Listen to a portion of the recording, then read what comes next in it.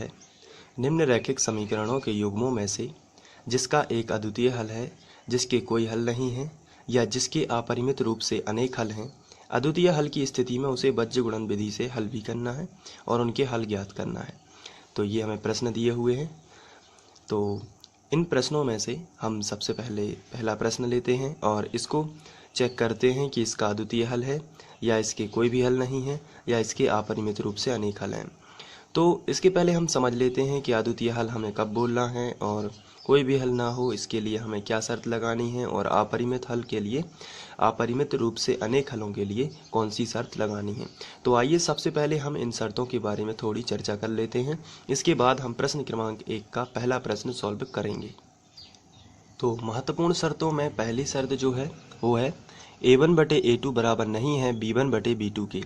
ऐसी स्थिति में आप कहेंगे अद्वितीय हल। दूसरी शर्त जो होगी वो है a1/a2 बराबर b1/b2 बराबर नहीं है c1/c2। ऐसी स्थिति में निकाय का कोई भी हल नहीं होगा, जो हमें समीकरण दिए गए हैं उनका कोई भी हल नहीं होगा। आपको ध्यान रखना है, जब आपका अद्वितीय हल आता है तभी आप बीजगणित विधि से हल करेंगे। बाकी दो नीचे की कंडीशन जो भी हैं इनमें आप बीजगणित का उपयोग नहीं करेंगे। दूसरी स्थिति में है कोई भी हल नहीं, और तीसरी स्थिति में यदि a1/a2 बराबर b1/b2 बराबर c1/c2 हो तो अपरिमित रूप से अनेक हल होते हैं।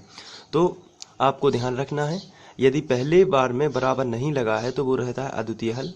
यदि पहली बार में बराबर लगा हो और दूसरी बार में बराबर नहीं हो तो रहता है कोई भी हल नहीं, और किसी में भी बराबर नहीं का चिन्ह ना हो तो ऐसी स्थिति में होता है अपरिमित रूप से अनेक हल। तो ये शर्तें आपको ध्यान रखनी है, और यदि ये शर्तें आपको याद हो जाती हैं तो फिर आप इनका हल कर सकते हैं। और आपको एक बात भी याद रखना है कि हमेशा जब अद्वितीय हल यदि आपका निकलता है तभी आप बीजगणित विधि का उपयोग करेंगे। बाकी दो कंडीशन में आप बीजगणित विधि का उपयोग नहीं करेंगे, क्योंकि इनके दूसरी स्थिति में लिखा है कोई भी हल ना हो तो इसका कोई हल नहीं है, और इसके अपरिमित रूप से अनेक हल हैं। इसका मतलब होता है इसके कई हल हो सकते हैं, बहुत सारे अनंत, इसलिए इसको भी सॉल्व नहीं किया जा सकता, केवल अद्वितीय हल को ही सॉल्व किया जा सकता है। आइए हम पहला प्रश्न करते हैं और इसको समझते हैं। तो पहले क्वेश्चन में हमें दिया गया है x - 3y - 3 बराबर 0, और दूसरा समीकरण है 3x - 9y - 2 बराबर 0। तो सबसे पहले हम इन दोनों समीकरणों को लिख लेते हैं और इन्हें समीकरण 1 और समीकरण 2 बना देते हैं।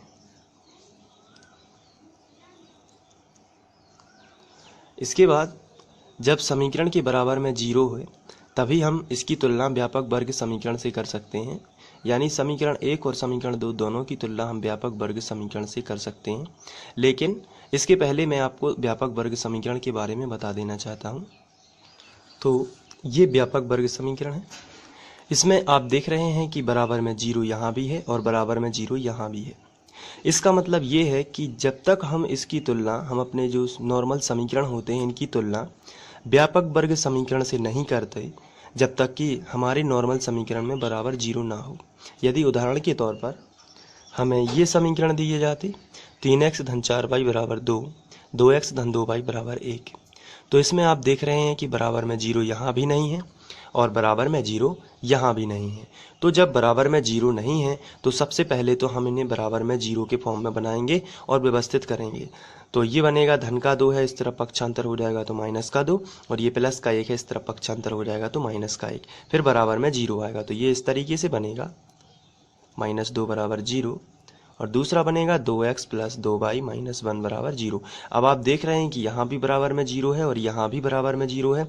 तो अब हम इसकी तुलना व्यापक वर्ग समीकरण से कर सकते हैं। पहले नहीं कर सकते थे क्योंकि बराबर में 0 नहीं था, लेकिन यहाँ पर आप देख रहे हैं कि जो आपको क्वेश्चन में समीकरण दिए गए हैं ये बराबर में 0 पहले से ही है, तो हम डायरेक्ट इनकी तुलना अपने व्यापक वर्ग समीकरण यानी a1x + b1y + c1 बराबर 0 और a2x + b2y + c2 बराबर 0 से कर सकते हैं। तो चलिए सबसे पहले हम यही लिखते हैं तुलना करने पर। तो यहाँ पर हम समीकरण 1 व 2 की तुलना व्यापक वर्ग समीकरण a1x - b1y - c1 बराबर 0 तथा a2x + b2y + c2 बराबर 0 से करते हैं।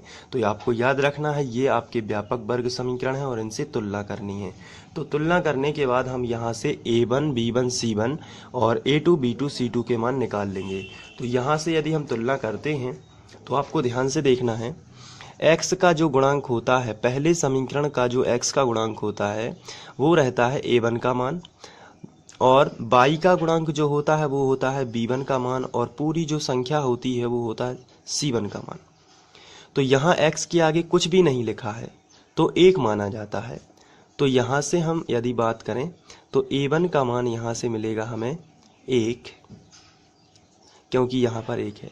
यहाँ से आप देख सकते हैं a1 b1 c1 a2 b2 c2, ये मान है, बिल्कुल सिंपल है। यहाँ से अब b1 का मान सबसे पहले आपको बताना है, b1 का मान कितना होगा। a1 का मान निकाल लिया है, अब हम यहाँ से b1 का मान निकालेंगे। तो b1 का मान होता है y का गुणांक, पहले समीकरण के y का गुणांक। यहाँ y के साथ में कितना लिखा है -3, तो b1 का मान हो जाएगा -3। इसके बाद c1 का मान आपको बताना है कितना है, तो c1 का मान है -3, तो आप यहाँ पर लिखोगे -3। तो ये निकल गया a1 b1 c1 का मान। अब हम निकालेंगे a2 का मान। a2 का मान आपको बताना है, क्या आप बता सकते हैं। यहाँ से देखिए, यहाँ दूसरा समीकरण जो है उसमें आपको x का गुणांक बताना है, कितना है 3, तो a2 का मान कितना होगा 3। b2 का मान इसी तरीके से हो जाएगा -9, और c2 का मान कितना होगा -2। यहाँ से आप देख सकते हैं a1 b1 c1 a2 b2 c2, इसको और सिंपल वे में समझते हैं। ये हमारे समीकरण हैं। तो यहाँ जो मान होगा वो होगा a1 का मान, ये जो y का गुणांक है ये कहलाता है b1 का मान, और ये पूरा होता है c1 का मान, a1 b1 c1। इसी तरीके से दूसरे समीकरण में ये जो मान होता है ये होता है a2 का मान, और ये जो पूरा चिन्ह सहित y का जो गुणांक होगा वो होगा b2 का मान। ये जो पूरा है संख्या जो है वो चिन्ह सहित ये होगी c2 का मान। तो बहुत ही सिंपल होता है समझना, a1 b1 c1 और a2 b2 c2 के मान निकालना। अब यहाँ इसके बाद आगे बढ़ते हैं और हम इनका अनुपात निकाल लेते हैं, यानी कि a1 बटे a2 निकाल लेते हैं, b1 बटे b2 निकाल लेते हैं, और c1 बटे c2 निकाल लेते हैं। तो सबसे पहले हम यहाँ पर a1 बटे a2 निकाल लेते हैं, यानी कि a1 और a2 का रेशियो निकाल लेते हैं, जो कि आएगा 1/3, यानी 1/3। इसके बाद हम निकालेंगे b1 बटे b2, तो यहाँ पर हम निकालेंगे b1 बटे b2, तो ये आएगा -3/-9, यानी कि -3/-9। अब जब हम यहाँ इनका इसको क्रॉस करेंगे तो 3 एकम 3 और 3 तिरका 9, तो ये आएगा 1/3। अब इसके बाद हमें तीनों का रेशियो निकालना है, तो हम c1 बटे c2 भी निकाल लेते हैं, जो कि आने वाला है c1 बटे c2 बराबर -3/-2, माइनस माइनस दोनों तरफ से कैंसिल, तो आएगा 3/2। अब आप यहाँ पर देख रहे हैं कि 1/3 और 1/3 दो में तो सेम है, लेकिन तीसरे में सेम नहीं है। तो हम यहाँ पर लिखेंगे, यहाँ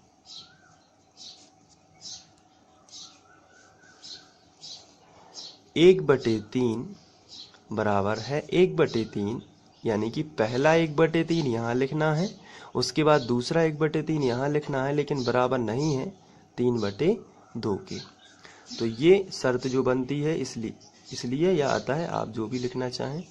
यहाँ पर होगा a1 बटे a2 बराबर तो है b1 बटे b2 के, लेकिन बराबर नहीं है c1 बटे c2 के। आप यहाँ से देख सकते हैं a1 बटे a2 जो है वो b1 बटे b2 के मान से तो बराबर है, लेकिन c1 बटे c2 से बराबर नहीं है, क्योंकि इसका जो मान है वो है 3/2, लेकिन इन दोनों का मान सेम है जो कि 1/3 है।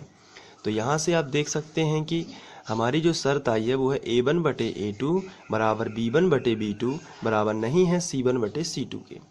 तो ऐसी स्थिति में कौन सी शर्त लगती है आपको याद कर लेना है, मैं आपको बता देता हूँ। ऐसी स्थिति में जो शर्त है वो है a1 बटे a2 बराबर b1 बटे b2 बराबर नहीं है c1 बटे c2 का है, कोई हल नहीं है। तो हम वहाँ जाकर लिखेंगे, अतः समीकरण निकायों का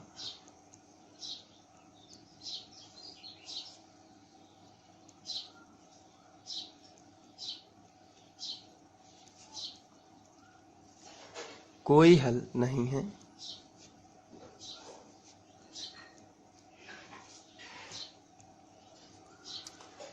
तो इस तरीके से या आप इसलिए का प्रयोग भी कर सकते हैं ताकि अतः रिपीट ना हो।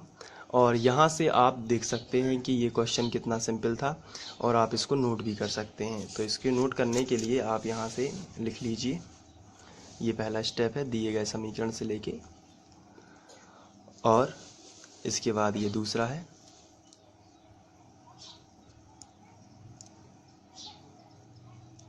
और ये तीसरा स्टेप। तो ये क्वेश्चन आपको समझ लेना है ध्यान से और इसको कर लेना है। इसके बाद हम लोग दूसरा प्रश्न करेंगे, और इसमें आप बज्र गुणन विधि का उपयोग इसलिए नहीं करेंगे क्योंकि इसका कोई भी हल नहीं है। हमें एक ही कंडीशन में बज्र गुणन का विधि का उपयोग करना है जो कि अद्वितीय हल की स्थिति रहेगी, और ऐसे में जब भी हमें अद्वितीय हल प्राप्त होगा तो हम बज्र गुणन विधि का उपयोग करेंगे। तो इसके बाद हम दूसरा क्वेश्चन लेते हैं नेक्स्ट वीडियो में। Thank you.